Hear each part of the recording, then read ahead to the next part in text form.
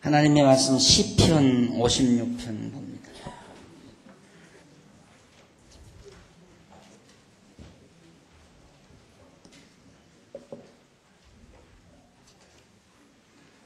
시편 56편 1절.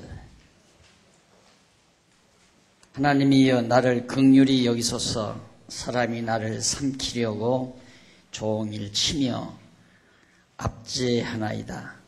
나의 원수가 종일 나를 삼키려 하며 나를 교만히 치는 자 많사오니 내가 두려워하는 날에는 주를 의지하리이다.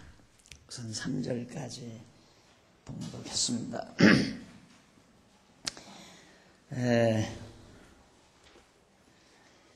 우리 조금 이제 전체적으로 조금 정리하고 또 넘어가 보십시다. 시편이 여호와 하나님의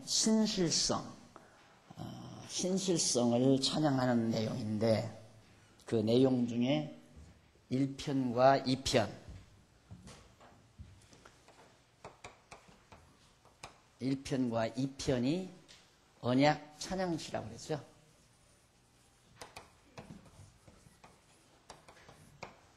언약 찬양시, 하나님께서 언약하신 그 언약에 대한 찬양시. 그리고 이제 3장 1절로부터 89편까지 3편 1절로부터 89편까지 이제 성취 찬양 기원시라고 했어요. 요약하면 성취 기원시, 성취되기를 찬양하면서 기원. 그러니까 시편이 150편이 방대한 150편 전체지만은 그 150편 전체를 논리적 구조로 정리하면 바로 이렇게 된다는 얘기죠. 50편까지는 하나님께서 성취한 것에 대한 찬양시, 즉 감사시죠. 하나님께서 언약하시고 언약하셨기 때문에 언약대로 이루어 주십시오. 그런데 그 언약대로 이루어 준 것에 대해서 찬양하는 시, 이렇게 크게 시편 150편 내용이 논리적인 구조로 이루어져 있다. 그 가운데서 우리가 지금 56편을 공부하니까 이 부분에 속하겠죠. 성취해 주기를 찬양하면서 기원하는 시, 이걸 지금 우리가 계속 요즘 살펴가고 있는 겁니다. 그런데 여러분들이 강의를 들을 때 꼭 명심할 것은 이것이 늘 전제돼야 돼요. 하나님이 언약 백성들을 구원해 주실 것을 언약하신 여호와의 말씀을 근거로 해서 그렇게 언약하셨으므로 언약대로 우리들을 대적에게서 구원해 주셔야 됩니다. 많은 대적들이 나를 죽이려 하고 많은 대적들이 우리를 침몰해 온다 할지라도 하나님은 분명히 언약하셨으니까 우리를 구원해 주실 것입니다. 우리는 그래서 구원해 달라고 기도할 것이고 구원해 주실 것을 주시면 찬송할 것도 우리는 서원합니다 하는 얘기예요. 그렇게 일단은 정리하면 시편 전부가 한꺼번에 다 들어오는 거죠. 그리고 나서 하나님이 이루어준 이 언약대로 기도한 이스라엘 백성들의 기도대로 이루어준 것에 대해서 찬양하며 감사하는 시가 바로 마지막 90편에서 150편까지 나온다. 그러니까 여기서 이제 우리가 명심할 것은 이 부분. 그래서 이제 보통 그렇게 생각하는 거죠. 하나님이 언약하신 것을 우리가 기도해야 하나님께 이루어달라고 기도해야 하나님이 이루어준다. 이렇게 논리를 전개해 가면 안 된단 말이죠. 하나님은 언약하셨기 때문에 언약대로 반드시 이루어준다 이 말이에요. 그러니까 이루어줄 것을 전제하고 반드시 이루어주니까 언약한 것 이루어주니까 이루어달라고 우리는 소원을 가지고 이루어 주실 것을 소원하면서 하나님께 감사하며 찬송하겠나이다 라고 소원하는 시가 바로 이 부분에 나오는 거예요. 그런데 사람들이 알아듣기 쉽게 얘기하려면은 우리들이 하나님 앞에 기도하니까 이루어졌다 이렇게 설명을 하면 사람들은 거부감 없이 쉽게 또 받아들여요. 말도 쉽고. 여러분 하나님 앞에 기도하면 하나님이 이루어줍니다. 기도 안 하면 안 이루어주고요. 맞은 것 같잖아요. 얼른 들면. 근데 그게 아니라 이 말이에요. 하나님이 언약하시고 언약대로 이루어 주실 것이기 때문에 그걸 믿기 때문에 언약해달라는 소원을 우리는 늘 가지고 있어요. 참 언약대로 이루어달라는 소원을 우리는 늘 가지고 있고 그 언약이 이루어지면 하나님 앞에 찬송할 것을 우리가 서원을 합니다. 반드시 우리는 찬송하게 됩니다. 하나님을 찬양하며 삽니다 하는 그 부분이에요. 그 부분을 우리가 지금 현재 공부하고 있으니까 지금 현재 56편이거든요. 아니 맞아요. 56편. 그래서 여기도 역시 긍휼히 여기실 것을 구해요. 왜? 이 언약을 근거로 해서 하나님이 택한 백성들을 반드시 보호해 주신다는 언약을 근거로 해서 하나님은 우리를 긍휼히 여기셔야 됩니다. 그 말이죠. 이 언약을 이루려면 긍휼히 여기셔야 되니까. 그래서 긍휼히 여기실 것을 구하면서 말씀을 찬송한다고 소원합니다. 그 말씀이란 하나님의 언약의 말씀, 언약의 말씀을 우리는 찬양할 겁니다. 이런 얘기예요. 그러면 그 56편 찬양은 거기도 보면 다윗이 가드에서 블레셋인에게 잡혔을 때에 불렀던 찬양이다, 노래다 하고 위에 바로 코멘트를 해놨죠. 그래서 이 서원시는 79페이지 거기 이제 설명을 보면은 설명한 부분 두 번째 줄 끝부분에 보시면 서원시는 요낫 엘렘 르호김 곧 성소에서 멀리 떨어져 있는 비둘기와 같은 다윗이 지휘자를 따라 부른 믹담, 그 믹담이란 뭔가 곧 다윗의 시편 중의 아름다운 황금시로서 다윗이 가드에서 블레셋 사람에게 잡혔을 때에 부른 노래다 이렇게 설명을 해드렸습니다. 그러니까 다윗은 지금 블레셋 사람에게 붙들렸다는 건 죽음을 말하는 거예요. 왜 그러냐면 다윗이 소년 시절에 골리앗 장군이 블레셋 골리앗 장군이 쳐들어와서 이제 사울왕 당시 때예요. 조금만 있으면 이제 다 이스라엘 나라를 정복하고 블레셋이 지금의 팔레스타인인들이죠. 현재는 그걸 팔레스타인이라고 그러잖아요. 팔레스타인 이들이 바로 이 이스라엘을 다 정복하고 이제 살 건데 다윗이 조그만 다윗이 소년이 나오더니만 돌멩이 하나 던져서 골리앗을 쳐 물리침으로 이스라엘 군대가 사기가 충천해가지고 이겨버렸단 말입니다. 골리앗을 물리쳐버리고. 그러니까 블레셋에 있어서는 다윗이 철천지 원수죠. 저린 놈 저거. 다윗 얘기만 들으면 스트레스를 받을 수밖에 없잖아요. 그런데 그 다윗이 블레셋 사람에게 잡힌 거예요. 그건 끝난 거 아니에요? 끝난 거예요, 그건. 그런데 그럴 때에 다윗은 소망을 잃지 않고 절망하는 거죠. 그쯤 되면. 무슨 얘기냐면 이 하나님의 언약의 말씀이 없으면 다윗은 이제는 죽었다. 마음대로 해라.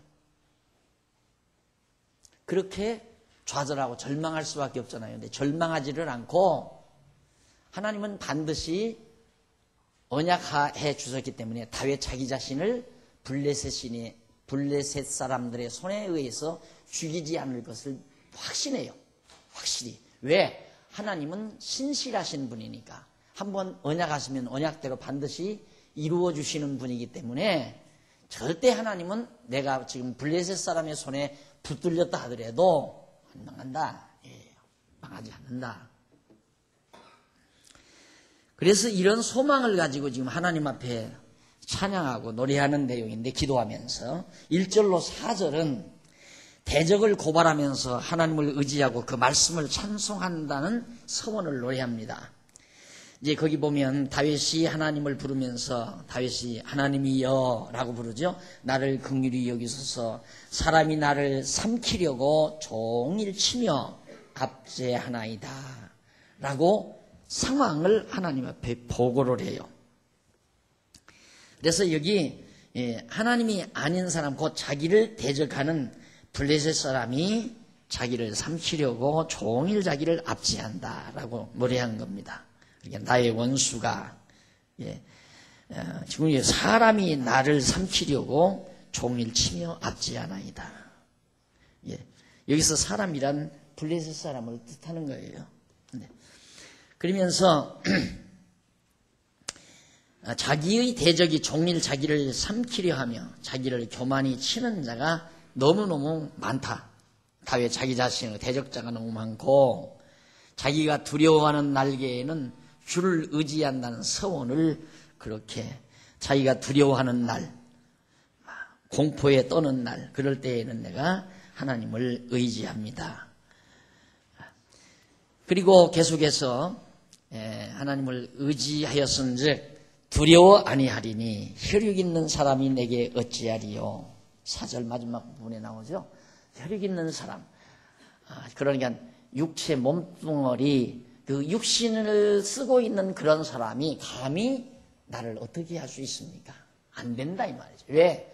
다윗은 언약하신 하나님이 자기를 보호하고 있고 자기를 죽이려고 대적하는 사람은 블레셋 사람, 육신을 쓰고 있는 사람이란 말이에요. 하나님이 함께하지 않는 사람이 나에게 어떻게 할 것이냐, 이런 얘기예요. 그러니 얼마나 당돌해요. 그리고 절망하는 표정이 전혀 없잖아요. 그래서 역시 여호와 경외하는 그런 믿음 자체가 사람을 얼마나 담담하게 하고 당당하게 만들어주는가. 그 신앙의 힘이라는 것이 그렇게 대단한 겁니다. 그것이 이제 곧 언약의 말씀을 깨달은 힘이죠. 그리고 말씀의 능력이에요. 그래서 우리가 보통 말씀운동 하잖아요. 그 말씀운동이란 어떤 인간이 펼쳐가는 운동이 아니고 말씀 자체가, 하나님의 언약의 말씀 자체가 우리를 움직여가는 운동이다. 그러니까 다윗의 마음속에도 지금 살아있는 하나님의 언약의 말씀이 운동을 일으키는 거예요. 보편적인 사람 같으면 10번도 좌절하죠. 이제는 죽었구나. 대적의 손에 붙들렸으니까. 블레셋은 계속해서 다윗이 껄끄러웠다 이 말이에요. 저놈이 있는 한 우리는 정말 이스라엘을 정복하기 위한 힘들 거다. 그리고 자기들이 자랑하던 골리앗 장군을 죽인 원수이기 때문에 언제 붙들리기만 해봐라. 그리고 다윗을 노리던 차 다윗을 블레셋 사람들이 붙들었으니까 끝난 거 아니냐 이 말이죠. 그런데도 다윗은 당당하게 나를 어쩔 거냐, 너들이 나를 붙들었으면 어떡할 거냐 이거죠. 육신을 가지고 있는 너희가 하나님의 언약의 말씀을 간직하고 있는 나를 어떻게 할 것이냐 이거죠. 그래서 절망하지 아니하고 하나님께 의지하며 마음의 평안을 얻는다는 뜻으로, 그리고 자기가 하나님을 의지하고 그 말씀을 찬송한다. 언약의 말씀을 찬송한다 이거죠. 그러니까 혈육 있는 사람은 두말할 것 없이 블레셋 사람을 뜻하는 걸 말합니다. 그리고 그렇게 4절까지 해서 노래한 다음 5절로부터 보면 저희가 종일 내 말을 곡해하며 내게 대한 저희 모든 사상은 사악이라. 저들의 대적들의 생각이 너무 사악하다 이 말이에요. 저희가 내 생명을 엿보던 것과 같이 또 모여 숨어 내 종적을 살피나이다. 항상 블레셋 사람들은 어떻게 하면 다윗을 잡아 죽이라 하고 늘 염탐하고 있었는데 지금도 저들은 모여가지고 음모를 꾸미고 있다 이거죠. 7절 저희가 죄악을 짓고야 피하오리이까. 저희가 죄악을 짓고야 피하오리이까 하나님이여 분노하사 뭇 백성을 낮추소서라고 7절 말씀했죠. 그리고 8절 나의 유리함을 주께서 계수하셨으니 나의 눈물을 주의 병에 담으소서. 이것이 주의 책에 기록되지 아니하였나이까 라고 8절까지 해서 하나님 앞에 간절히 눈물로 애원하는 그런 다윗의 기도 모습이 8절까지 나옵니다. 그래서 5절로 8절은 다윗이 하나님께 자기를 대적하는 블레셋 사람들을 낮추라. 저들을 좀 납작 낮아지게 해달라. 저들이 지금 오만방자해가지고 다윗을 붙들어 놓고 얼마나 지금 의기양양하겠느냐. 이제 원수가 풀 날이 딱 도래했으니까. 그런데 하나님이요, 나는 하나님 말씀을 찬양합니다. 즉 언약의 말씀을 찬양한다 이거죠. 그 언약의 말씀이란 다른 거 아니에요. 다윗이 장차 이스라엘의 왕위에 올려앉게 하시고 그 왕위를 하나님이 경고케 하시겠다라고 다윗에게 언약하신 말씀입니다. 그러니까 다윗은 절대 죽지 않는다는 확신을 가지고 있어요. 하나님이 자기 그런 언약을 했기 때문에. 그러니까 대적이 붙들어가지고 죽일 것 같지만도 좌절하지 아니하고 눈물로서 하나님 앞에 정말 호소하고 기도하면서 그 언약의 말씀을 나는 찬양합니다 라고 노래를 찬양을 부른 겁니다. 그 다음 9절로 11절 말씀은 자기를 도우실 하나님을 의지하여 그 말씀을 찬송한다고 거듭 자기를 분명히 도와준다. 하나님은 자기를 반드시 다시 살려준다. 대적의 손에서 구원해준다. 이런 하나님을 의지해서 자기는 여전히 그 여호와 하나님의 말씀을 찬양할 것을 서원하는 노래를 부르는 것이 9절로 11절까지 나온 얘기예요.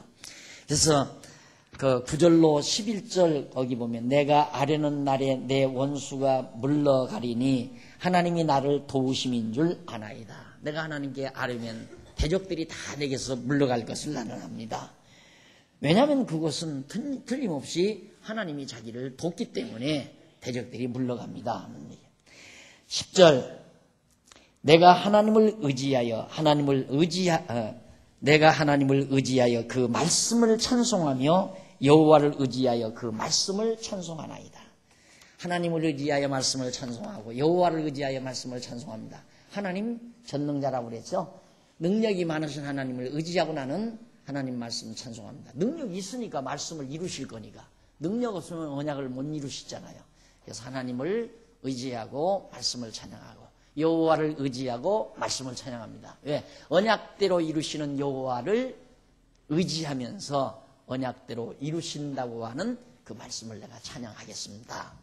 그런 의미로 다윗이 지금 하나님 앞에서 서원하며 찬양하는 내용을 여기에 담고 있습니다. 그 다음 이제 11절 내가 하나님을 의지하였은즉 두려워 아니하리니 사람이 내게 어찌하리요. 하나님이 나를 붙들고 계시는데 인간이 나를 어떻게 죽일 거냐 살릴 거냐 아무 일도 못한다는 얘기예요. 결국은 상황은 지금 자기가 대적의 손아귀 위에 들어가 있지만은 그러나 생사결단은 저들이 하지 못한다. 하나님의 손에 내 생명이 달려있다는 확신을 가지고 있는 거죠. 정말 우리가 이런 자세로 세상을 산다면 세상에 두려운 일이 하나도 없습니다. 어떠한 일도 두려운 일이 없죠. 왜 우리가 세상에 두렵습니까? 나를 방해하는 자도 많고 나를 해하려고 하는 자도 많고 내 마음대로 뭐가 잘 안 되는 것 같고 고통스러운 일이 많이 부딪혀오고 이러기 때문에 우리들이 좌절하고 실망하고 산다는 것이 고달프고 그러잖아요. 그러나 다윗이 가지고 있는 이런 신앙의 근거에서 여호와 하나님을 의지하며 간구하며 찬양하고 산다면 뭐가 두렵겠습니까? 하나님이 나와 함께하는 자다. 내 지금의 현실은 참으로 좌절하고 절망할 수밖에 없는. 그것도 사실 그래요. 우리가 이 세상 살면서 정말 절망하고 좌절할 상황도 아닌데 자꾸 유추를 하는 거야. 이렇게 되면 이렇게 되고 이렇게 되면 이렇게 되고. 그래서 미리 10년 후의 일, 20년 후의 일을 미리 끌어다가 접목시켜가지고 이러면 큰일 났다. 그래서 아직 돌아오지 아니한 미래 상황을 지금 투영시켜가지고 자기를 절망 가운데로 끌어들어가는 이런 미련한 짓을 우리들은 많이 하거든요. 그리고 내가 이번에 사려고 했던 집을 못 샀으니 다음에 동창회를 어떻게 나갈까. 아주 시시하고 째째한 것들 때문에 우리는 세상을 살기가 고달퍼해지는. 이 다음 동창회 언제라고 해서 그 안에 집 다 사놓고 이사 들여서 그 다음 동창회 가가지고 한번 친구들을 초대하려고 그랬는데 그게 싹 물어나 버렸다 이거예요. 그것 때문에 괴로워하고 몸부림치고 좌절하고 울고 밤을 지새우고 이게 우리들의 삶의 째째한 삶의 모습이죠.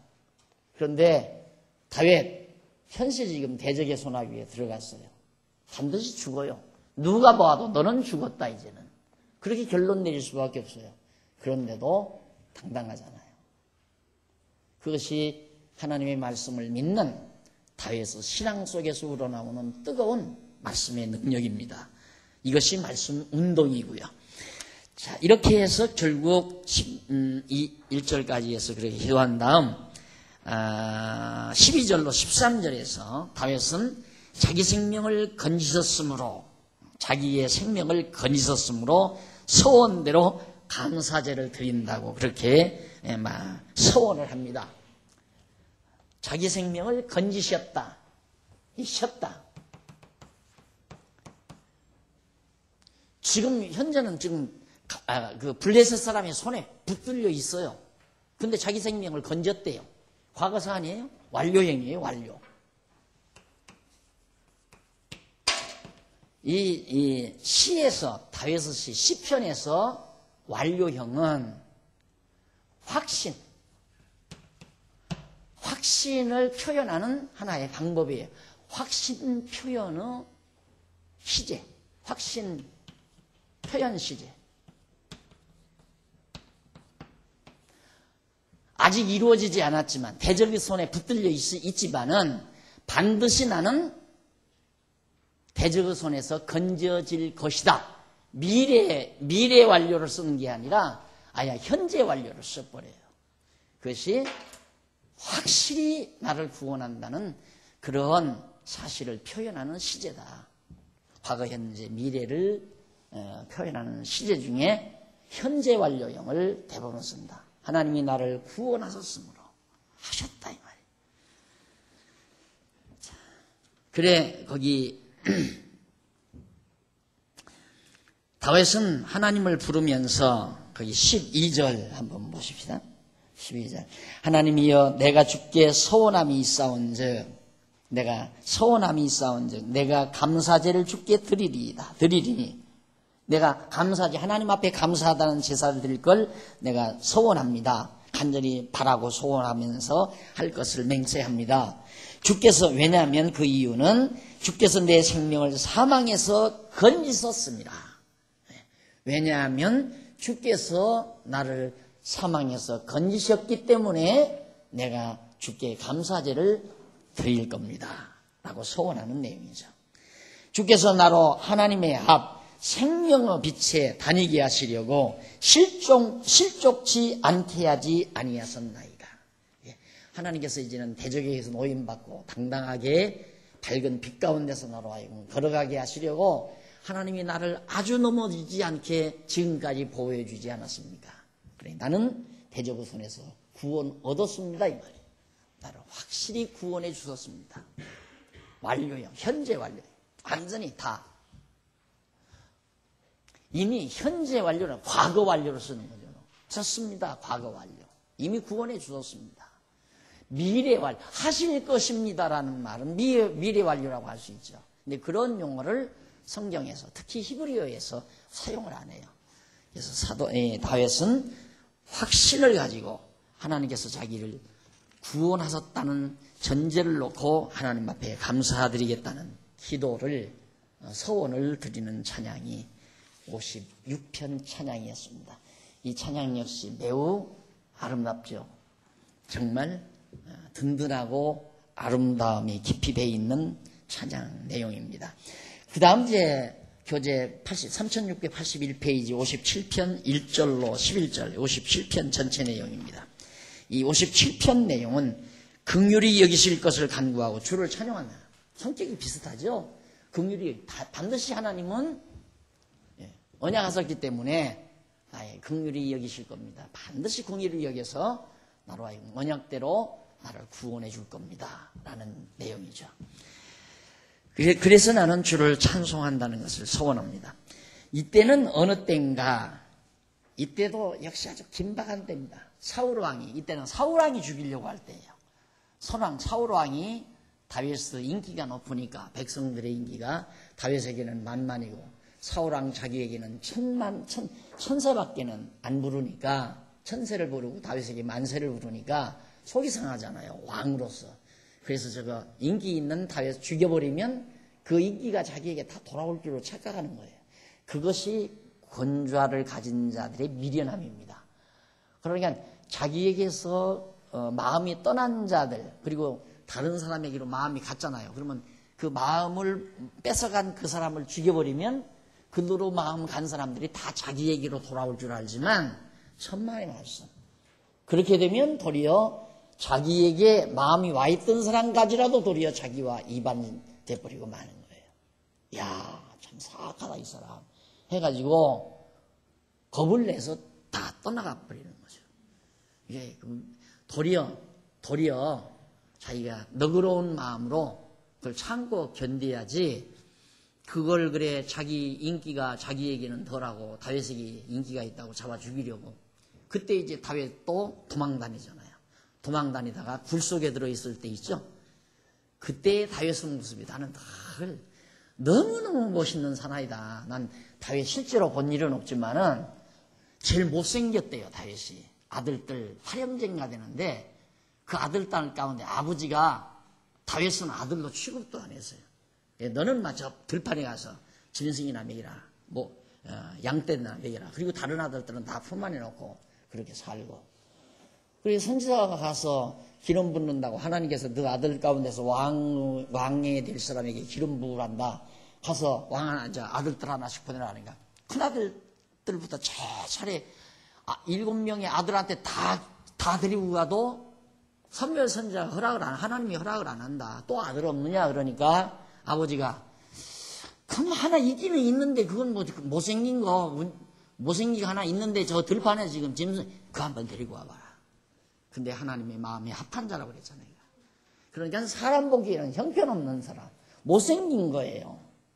그런데 어떻게 그렇게 못생긴 다윗이 그렇게 무엇이 있느냐 이 말이에요. 자기를 죽이려는 사울을 당장 눈앞에 놓고 자기가 죽인다는 것도 아니에요.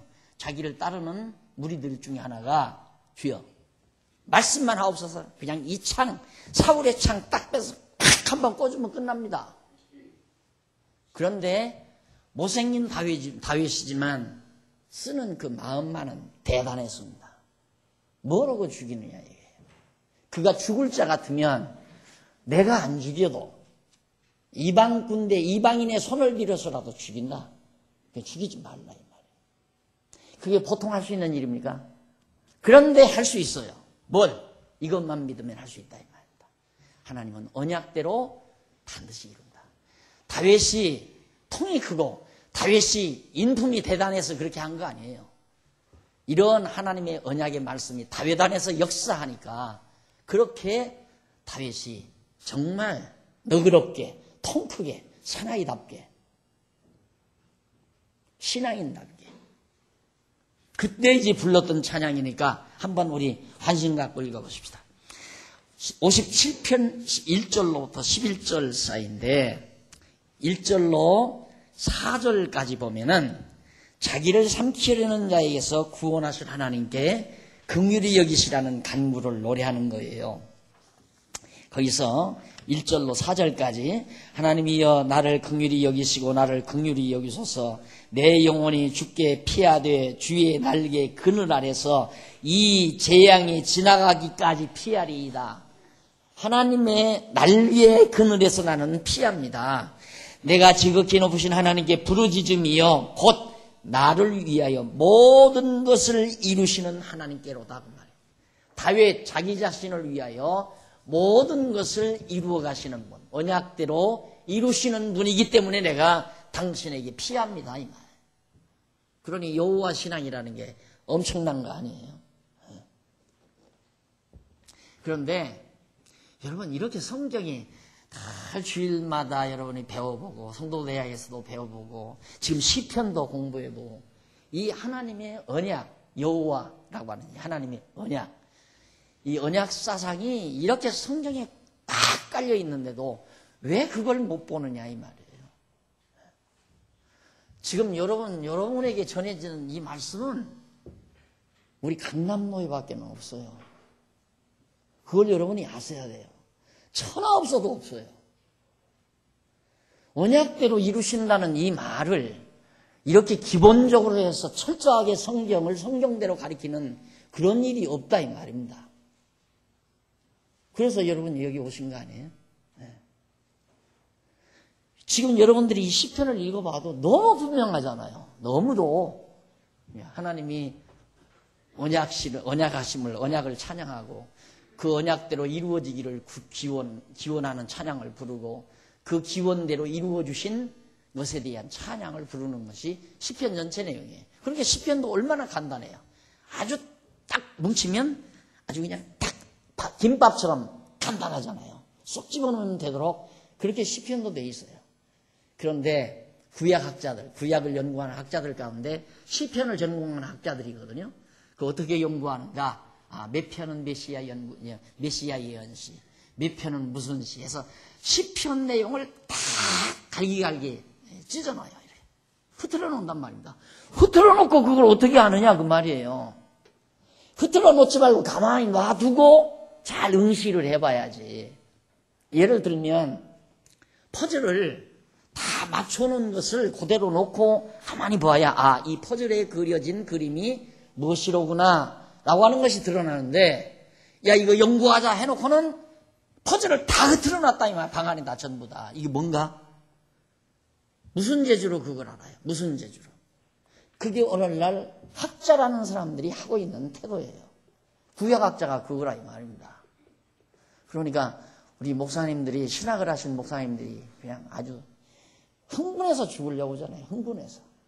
새로운 대단한 신학자가 나타나서 뭐 하나 딱 얘기하면 또 흥분하고. 왜? 딱 보니까 정말 안타까우니까 학자들이 너무도 안타까운 말들만 내놓고 있으니까 요즘에는 이제 최신 학자로서 그런 얘기가 드러나온대요. 우리 성경을 다시 한번 보자. 그래서 총체적으로 보는 시각을 가져야 될 것 같다. 이 정도 하고 갔대요. 얼마 전에 왔던 유명한 학자가 한국에 와서. 성경을 이제 따로따로 보지 말고 전체적으로 통틀어서 보는 시각으로 봐야 될 것 같다. 봐야 한다도 아니고 봐야 될 것 같다 그랬다는데 그러고 갔다 이 말이에요. 그것이 오늘날 우리 기독교 신학의 현주소예요. 그런데 여러분들은 지금 봐야 될 것 같다가 아니라 보고 있잖아요. 성경 전체를 통째로 보고 있잖아요. 시편 150편도 지금 한 덩어리로 보잖아요. 한 통째로. 근데 이게 이렇게 알아야 대단한 지금 학자들이 기껏해야 이 정도인데 우리는 이 정도구나 해야 이래야 되는데 전혀 그거 모르고 이런다니까 시편이 그런갑다. 그러니 무슨 열광을 하겠어요. 그러니까 무슨 열심이 나겠어요.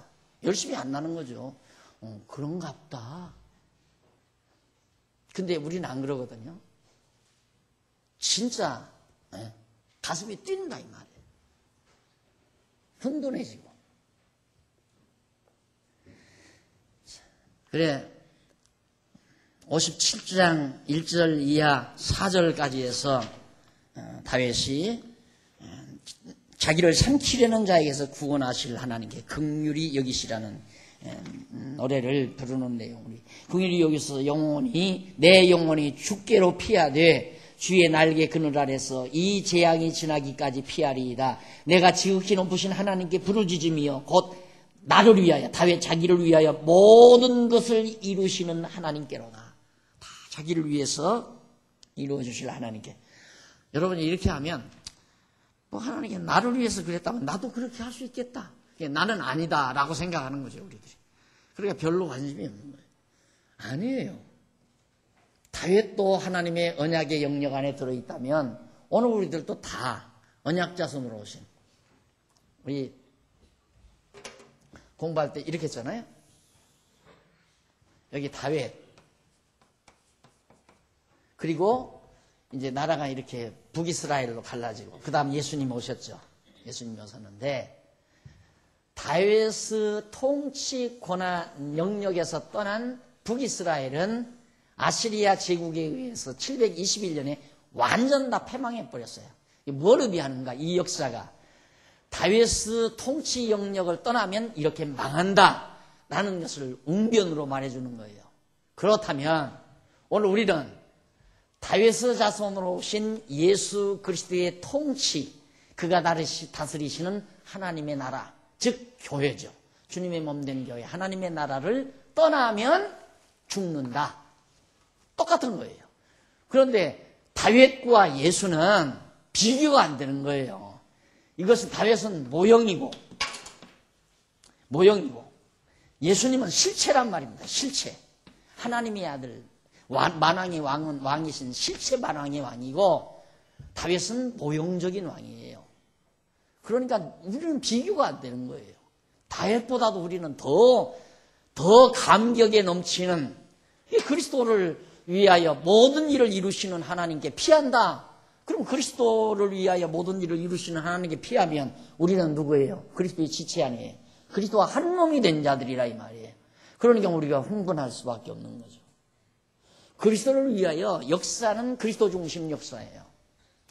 여러분, 나는 지금 사실 좀 늦었지만은 역사 탐사가 좀 늦었지만은 과거에는 공연히 여행 다닌다고 나간다고 어디 별로 이 성경과는 관계없는 지역만 돌아다녔어요. 그리고 일단 선교한다고 아프리카 지역도 좀 돌아다니고 그랬는데 이제 정말 성경과 관련 있는 역사 탐사는 이번이 처음이거든요. 난 이번 처음 딱 탐사해보고 난 유럽에 가봐도 똑같고 어디를 가봐도 똑같을 것 같은 그런 느낌을 강하게 받았어요. 아주 강하게 받았는데 정말 역사는 기독교 중심 역사예요. 기독교 중심 역사. 그런데 이 말을 내가만 한 게 아니라 하나님을 알지 못하고 믿지 아니하는 근대 역사학자, 토인비라는 역사학자가 역사를, 세계사를 열심히 그걸 어떻게든지 해석해 보려고 연구하다가 해석을 못한 거예요. 역사에 대한 해석을 못해요. 못하고는 그가 남긴 유명한 말 중에 하나가 바로 이 역사는 누군가가 그렇게 하시는 거다. 누군가가. 그러니까 역사는 누군가의 손길에 의해서 역사가 진행된다라고 하는 느낌을 받은 거예요. 그럼 그 누군가가 뭔가? 그 누군가가 어쩌면 기독교가 신봉하는 하나님이 믿는지 모른다. 하나님을 알지 못하는 자가 그런 얘기를 했단 말이에요.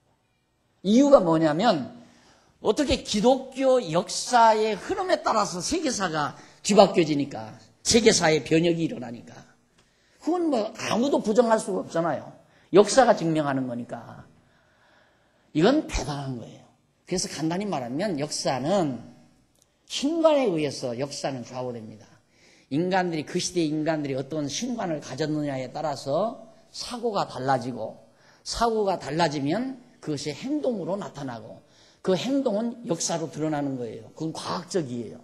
그러니까 문제는 그 시대를 사는 사람, 바로 역사 진행 과정에 바로 직전 시대 사람들이, 그러니까 역사를 주도하는 시대에 사는 사람들이 어떤 신관을 가지고 사느냐, 그거에 따라서 역사가 달라진다니까요. 그러니까 대단한 거죠. 이 신관을 바르게 갖는다는 것은. 그래서 정말 우리가 그리스도 안에서 산다고 하는 것, 우리가 그리스도의 몸 된 교회의 일원으로서 주의 몸을 이루고 산다는 것은 엄청난 사건이에요. 이것은 정말 다윗이 하나님의 말씀의 그늘 아래서, 하나님의 그 능력의 날개 아래서 자기가 피한다. 이유는 하나님이 나를 위하여 모든 걸 이루니까. 결국은 하나님은 이 시대, 구약 시대에는 다윗을 위하여 구약의 역사를 이끌어갔지만 이제는 그리스도가 오신 이유는 그리스도를 위하여 그 이후의 역사, BC 역사를, AD 역사는 다윗을 위하여, 이때부터 다윗을 위하여 이루었지만 BC 역사는 그리스도를 위하여 이루어가는 일이란 말이죠. 여기에 우리가 그리스도의 한 지체로 이루어져 있기 때문에 이게 우리는 정말 흥분하지 않을 수 없는 엄청난 사건이라고 우리가 믿지 않을 수 없다는 얘기입니다. 그러면서 3절 저가 하늘에서 보내사 나를 삼키려는 삼키려는 자의 비방에서 나를 구원하실지라. 자가 하늘에서 보내사 나를 삼키려는 자의 비방에서 나를 구원. 그러니까 하늘에서 천군 천사들을 보내서 자기를 구원하신다. 자기를 멸하려는 자들에게서. 하나님이 그 인자와 진리를 보내시리로다. 3절에 하나님이 인자와 진리를 보내시리로다 나오죠? 네, 한번 거기 교재 68페이지 중간쯤 보세요. 거기 보면 인자, 히브리어로 헤세드라는 말로 나오죠? 그 다음 진리, 그건 에메트란 말을 씁니다. 에메트, 이 진리란 말을 쓰는데 이는 언약을 이루시는 여호와의 신실함을 뜻하는 말이에요. 그러니까 헤세드, 에메트, 그러니까 인자와 진리, 이 말은 언약을 이루시는 여호와의 신실함을 바로 헤세드, 에메트란 말로 쓴다. 인자와 진리. 그래서 다윗은 여호와 하나님께서 언약을 세우신 은총과 그 언약을 이루시는 여호와의 신실함을 나타내는 그런 말이다. 이게 진리, 이 말은 하나님의 신실성, 언약을 이루시는 하나님의 거짓없는 참, 진실하심, 이걸 에메트라고 히브리어에서 말을 하는데 여기서 진리라고 번역을 했거든요. 근데 진리라고 번역하는 것보다 언약대로 이루시는 신실함을 우리가 의식하면서 이 내용을 이해하시면 됩니다. 그 다음 이제 인생 중에란 말을 4절에서 지금 다윗이 쓰고 있어요. 내 혼이 사자 중에 처하며 내가 불사르는 자 중에 누웠으니 곧 인생 중에라. 인생 중에 다윗이 지금 누워있다. 저희 이는 창과 살이요 저희 혀는 날카로운 칼 같도다. 대적들을 말하는 거죠. 근데 저희 인생 중에란 말, 이것이 베네이 아담이라고, 그 밑에 히브리어 또 하나 나오죠? 이는 사람의 자손들, 인간의 자손들, 인간의 씨앗들, 능력 없는, 힘없는 자들 틈에 내가 누워 있습니다. 창과 칼을 가지고 자기를 죽이려고 지금 많이 모여들었는데 그 가운데 내가 누워 있지만 나는 하나님께 의지하고 나를 위해서 모든 걸 예비해 놓고 이루어 가시는 하나님께 나는 피하고 있습니다. 그 말이에요. 그러니 두려움이 없죠. 당당하니 두려움이 없고. 조급함도 없어지고 당황함도 없어져 버리고. 5절로 8절. 5절로 8절에 보면 주의 영광이 높아지기를 원하면서 자기 영광을 통하여 찬송한다고. 자기 영광을 통하여 하나님을 찬송한다는 서원을 하는 내용이 5절 8절입니다. 5절 읽어보십시다. 하나님이여 주는 하늘 위에 높이 들리시며 주의 영광은 온 세계 위에 높이기를 원하나이다. 그러니까 하나님이 나 나약한 다윗을 저 강대한 사울 군대의 손아귀에서 건져내시면 뭐가 드러나는가? 하나님의 능력의 영광이 온 세상에 나타난다 이거죠. 예. 하나님의 능력이 있는지 없는지 아무도 모르잖아요. 모르는 것은 그 영광이 안 드러나니까 모르는 건데 진짜로 다 멸망할 수밖에 없는 사울의 대적들에 의해서 죽을 수밖에 없는 다윗이 도리어 다윗이 살아나서 사울은 죽고 다윗이 이스라엘의 왕위로 오를 때 뭐가 드러나는가?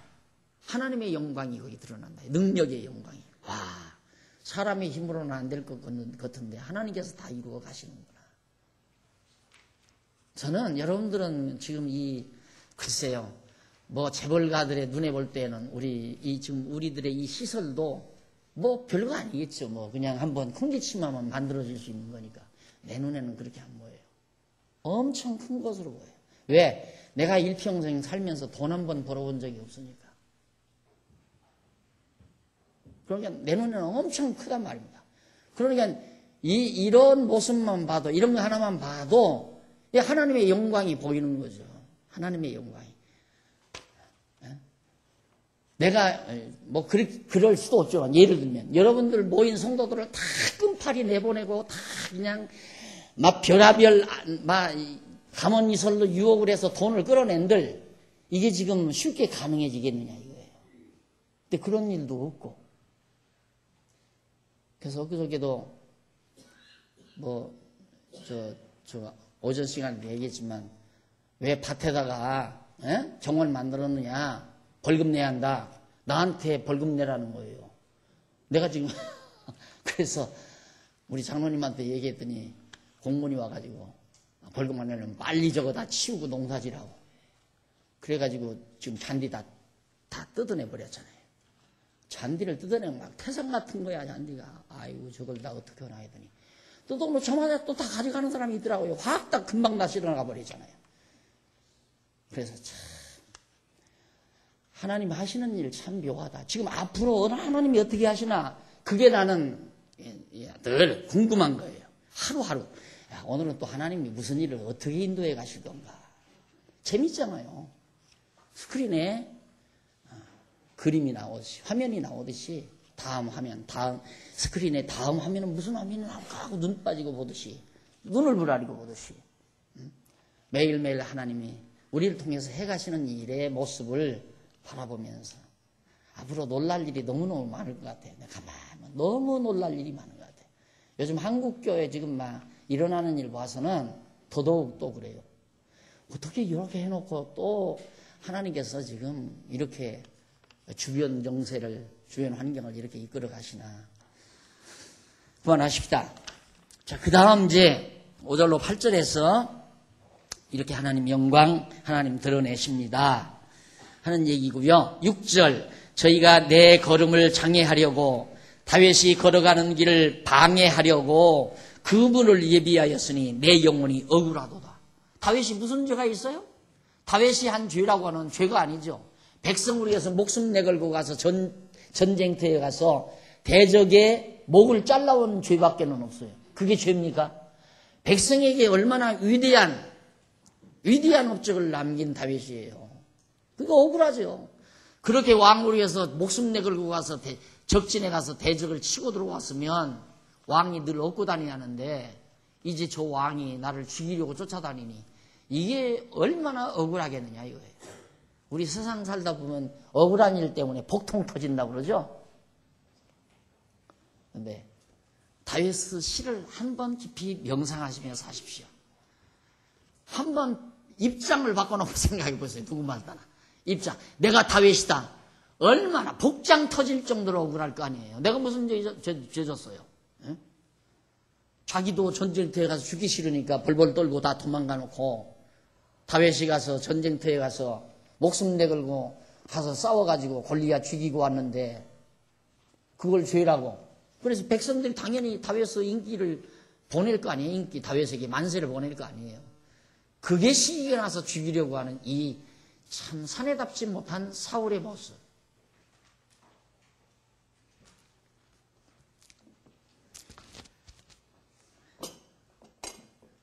세상 내가 늘 그렇게 얘기하지만 우리 장모님한테도 그런 얘기를 해서 자꾸 뜨지 말아라. 뜨면 어리석은 거다. 뜨면 벌써 어려움이 부딪혀온다. 띄우지 말아라. 예, 내가 요즘 이제 그런 걸 더 조그마한 집단 속에서 늘 그걸 경험하기 때문에 내가 처음처럼 드러나지 않아요. 그러니까 내가 어디서 오라면 안 가잖아요. 오라면 안 가요. 잘 안 가요. 오라면. 왜 가면 우선 그때 안 가는 건 내가 너무 그 사람들의 기대에 못 미칠 것 같은 확신이 있어요. 왜? 못났으니까. 준수하지 못하니까. 그 사람들이 나를 보고 싶다는 건 막 아주 준수한 모습을 보고 싶어 할 건데 내가 나타나면 공연히 말씀까지 다 퇴색해질 것 같아서 그냥 공부나 하라고. 이게 처음 가는 데는 좀처럼 잘 안 갑니다. 안 가는데 이놈의 총회일도 이거 안 할 수도 없고 할 수도 없고 어떻게 생각하면 이거 총회일을 걷어잡아서 좀 바르게 진리가 세워져 가는데 도움이 돼야지 않느냐 해서 신문을 또 신문사를 맡다 보니까 이 편집국장이 어떻게 자꾸만 나를 띄워놓는지 신문 한 번 나오는데 내 사진이 7개인가 8개인가 나왔어. 난리를 쳤죠. 이러지 말라고. 그리고 내 글 싫지 마. 내가 쓰는 글을 싫지 마라. 내가 쓰는 글도 싫으면 하나나 그리고 다른 글은 내 이름 밝히지 말고 그냥 쓰고 아니나 다를까. 내가 뭐 잘못한 거 있어요. 자, 뭐 난리 난 건 아니지만 공연히 시샘하고 공연히 경계하고 별일 다 있더라니까요.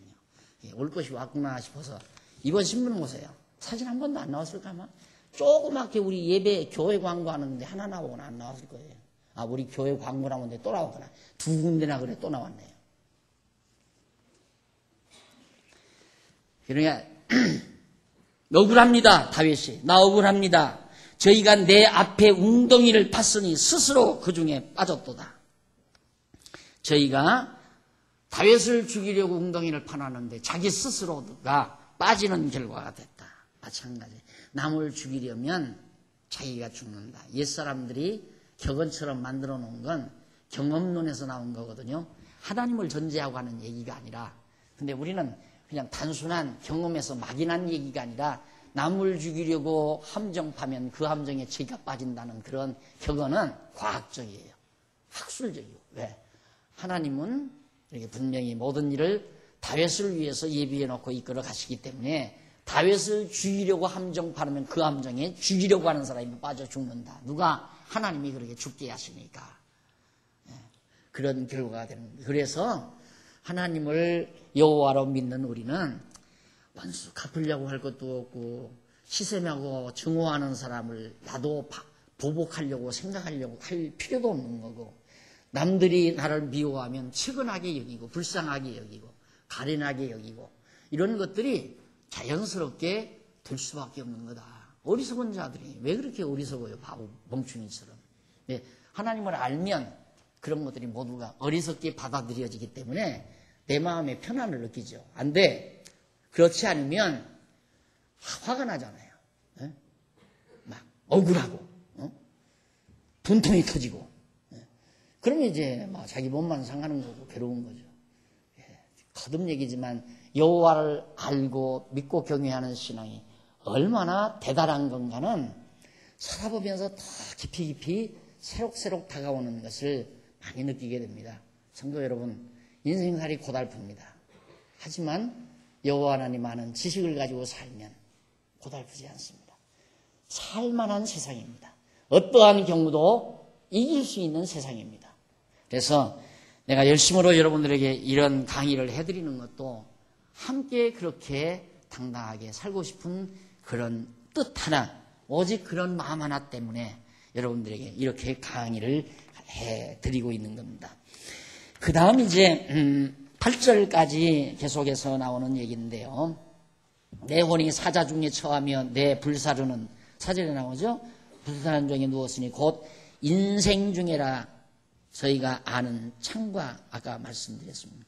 6절 억울하다. 7절 하나님이여 내 마음이 확정되었고 내 마음이 확정되었사오니 확실히 정해져 있습니다. 내가 노래하고 내가 찬송하리이다. 하나님 나 찬송할 겁니다. 내가 확정됐습니다. 내 마음 굳혔습니다. 이 말이에요. 사람이 내 마음 굳히고 사는 것처럼 참 행복한 일이 없죠. 왜 불행한가? 마음이 흔들리니까 불행해요. 마음에 확정이 없는 것처럼은 괴로운 게 없어요. 갈등이라는 게 뭐예요? 마음이 견고하게 자리 잡지 못한 게 갈등이에요. 딱 마음이 딱 굳세게 정해지면 당당하잖아요. 힘이 나고 힘이 있어지고. 여러분 흔들리는 돌 위에 발을 디디면 전혀 힘이 안 됩니다. 흔들리는 바위에 돌 위에다가 발을 올려놔요. 그러나 큰 바위, 흔들림이 없는 바위에 발을 딱 올려놔야 힘이 나듯이 우리 마음이 흔들리면 만사의 힘이 맥이 다 풀립니다. 마음이 흔들리면. 그러나 마음이 굳게 정해지면 힘이 솟는 거죠. 그래서 다윗이 내 마음 확정됐습니다. 확정됐습니다. 무슨 마음이? 하나님 찬양하고 살 마음이 나는 정해져 있습니다. 어떤 데서 사울이 나를 죽이려고 하는 데서 쫓겨다니는 입장이지만 나는 하나님 찬양하려고 마음을 정했습니다. 얼마나 이쁜 노래입니까? 안 그래요? 그 다음 8절 내 영광이 깰지어다. 내 영광아 깰지어다. 비파야 수금아 깰지어다. 내가 새벽을 깨우리로다. 새 시대를 열겠다. 이제 찬송한다 이 말이에요. 모든 악기 다 동원해서 하나님의 높으신 영광을 찬송하면서 이제 새 시대를 일깨우겠다. 새벽을 깨우리로다. 이 새벽을 깨우리라는 게 새벽에 일어나서 기도하라 라는 얘기래요. 그래서 뭐 누군가가 책 하나 지었죠. 새벽을 깨우리로다. 그래가지고 그래서 또 성공한 사람도 있지만 전부 성경을 아전인수격으로 자기 멋대로 끌어다 붙이는 얘기입니다. 다윗의 새로운 시대, 사울 왕의 시대는 다 사라져버리고 이제 다윗이 이스라엘의 왕이 돼서 새 역사를 펼쳐간 새 시대를 열어가겠습니다.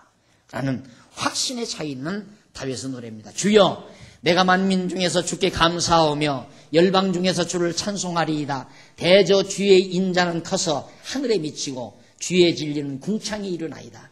하나님이여, 주는 하늘 위에 높이 들리시며 주의 영광은 온 세계에 높아지기를 원하나이다. 하고 11절까지 해서, 그래서 9절로 11절까지는 주를 찬송한다는 소원과 함께 주의 영광이 높아지리라는 간구를, 하나님이 반드시 주의 영광 높아지기를 원합니다. 다윗이 원한다고 높아집니까? 이미 높아질 것이기 때문에 그렇게 높아지기를 지금 소원하고 있습니다. 그런 얘기죠.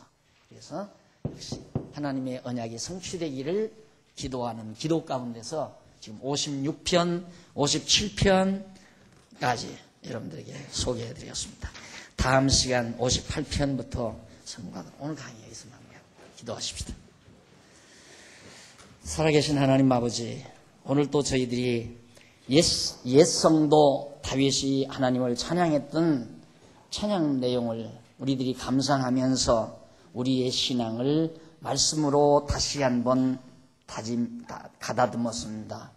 하나님이여, 우리도 다윗의 마음에 하나님 찬양하기를 확정한 것처럼 우리들도 오직 여호와 하나님 경외하며 여호와 하나님 찬양하며 살기로 굳게 마음에 다짐하고 힘있게 세상을 이기고 어둠을 이기고 불의를 이기면서 승리하는 삶을 사는 슬기로운 종들 되도록 인도해 주시옵소서. 예수님의 이름으로 기도드립니다. 아멘.